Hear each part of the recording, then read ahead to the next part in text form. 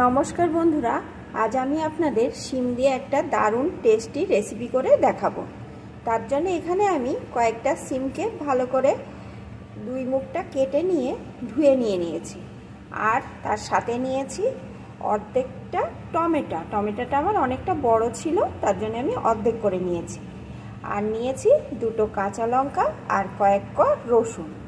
এখন আসুন বন্ধুরা, একটা লাইক দিয়ে প্লিজ দেখতে থাকুন আমার এই রেসিপিটি কেমন করে করছি। রান্নার জন্যে এখানে আমি গ্যাস ওভেনে একটা কড়াই বসিয়ে তার ভিতরে 1 কাপ পরিমাণ জল দিয়ে দিয়েছি। এখন এই জলের ভিতরে সমস্ত কিছুকে দিয়ে দেব।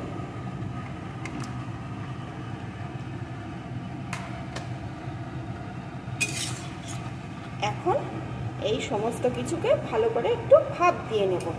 আর এমনভাবে ভাপ দেবো যেন এই জলটা সম্পূর্ণ শুকিয়ে যায়।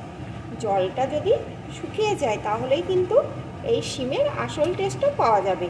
আর এই সিদ্ধর পরে যদি জলটা ফেলে দিই তাহলে কিন্তু শিমের স্বাদটা অনেকটাই নষ্ট হয়ে যাবে। তাই আমি এখানে সব কিছুকে এইভাবে নাড়িয়ে নাড়িয়ে একটু ভাপ দিয়ে নেব আর এই জলটাকে সম্পূর্ণ শুকিয়ে ফেলব। তাহলে বন্ধুরা আমি সম্পূর্ণ জলটা শুকিয়ে ফিরে আসছি, আপনারা কিন্তু দেখতে থাকুন।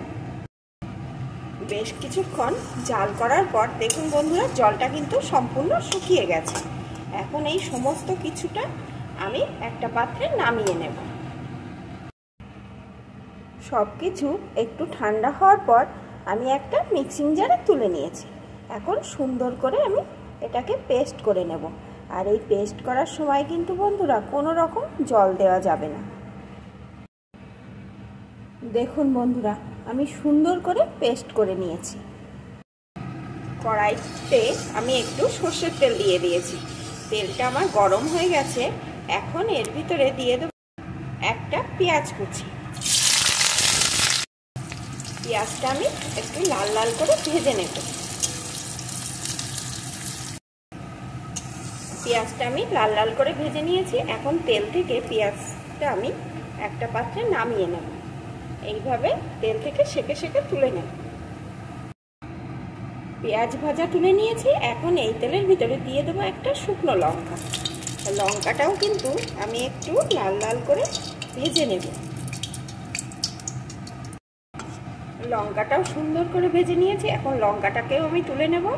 আর এই লঙ্কাটা কিন্তু ঠান্ডা হওয়ার পর আমি হাতের সাহায্যে একটু গুঁড়ো করেও নেব। এখন তেলের মধ্যে দিয়ে দেবো একটু কালো জিরে, একটা শুকনো লঙ্কা। এখন ফোড়নগুলোকে একটু সুন্দর করে ভেজে নেব। ফোড়নগুলোকে ভেজে নিয়ে এর ভিতরে শিমের যে পেস্টটি করে রেখেছিলাম ওই পেস্টটি দিয়ে দেব।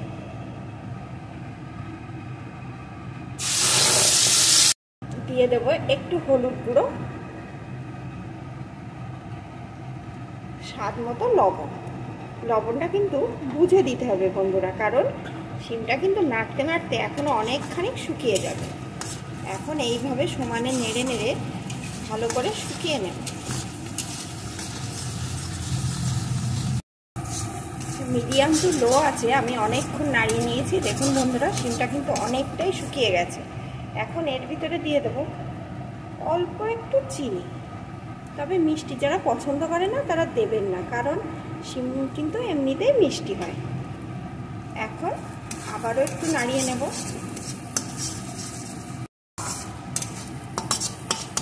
এখন যে ভেজে রেখেছিলাম পেঁয়াজ আর ভাজা লঙ্কাটা হাতের সাহায্যে আমি গুঁড়ো করে রেখেছিলাম সেটা দিয়ে দিলাম। আর বন্ধুরা, ঝালটা কিন্তু আপনারা আপনাদের পছন্দ মতন দিয়ে নেবেন। তবে এই ভর্তায় কিন্তু একটু ঝাল ঝাল হলেই ভালো লাগে। আবারও এইভাবে কিছুক্ষণ নাড়িয়ে নেব। আরও কিছুক্ষণ নাড়িয়ে নিয়েছি। এখন কিন্তু এটা আমার রেডি হয়ে গেছে। দেখুন বন্ধুরা, দেখেই বুঝতে পারছেন কতটা লোভনীয় হয়েছে। আর গরম ভাতের সাথে যদি এরকম শিমের রেসিপি থাকে তাহলে কিন্তু আর কোনো রকম পদের দরকার হবে না। আর যারা শিম খেতে পছন্দ করেন না তাদের যদি একবার এইভাবে করে খাওয়ান, তারা এই খাবারটি বারবারই আপনার কাছে খাওয়ার অনুরোধ করবে। এখন কিন্তু এটা আমার রেডি, আমি নামিয়ে নেব। বন্ধুরা, আমার এই রেসিপিটি আপনাদের কেমন লাগলো প্লিজ কমেন্ট করে জানাবেন। আর লাইক শেয়ার করবেন। আর নতুন বন্ধুরা, আমার রান্না যদি আপনাদের একটুও ভালো লাগে আমার সাথেই থেকে যাবেন। এখন এটা আমার রেডি, নামিয়ে নেব।